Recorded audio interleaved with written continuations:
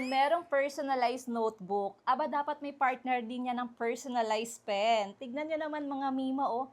Meron panlagayan. Ang ganda, di ba? Napakasosyal. And tignan natin yung ballpen. Eto siya mga Mima. Ang ganda, di ba? Meron pa siyang pag-gift card, oh.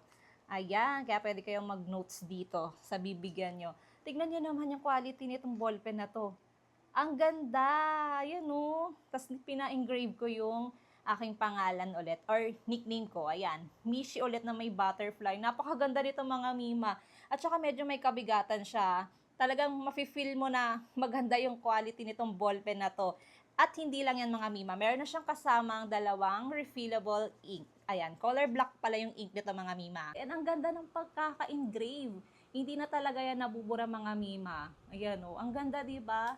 Ayan siya, tinanggal ko na yung yung may red na nakalagay dito eh. Tinanggal ko na. In fairness mga Mima, maganda yung quality ng kanyang ink. Pasensya na sa sulat ko medyo hindi maganda yung penmanship ko. Napakasosyal talaga yung tignan mga Mima. Ito yung personalized notebook ko. Oh. Meron din siyang nickname ko na may butterfly. So ganito siya mga Mima kapag ilalagay mo na dito sa notebook.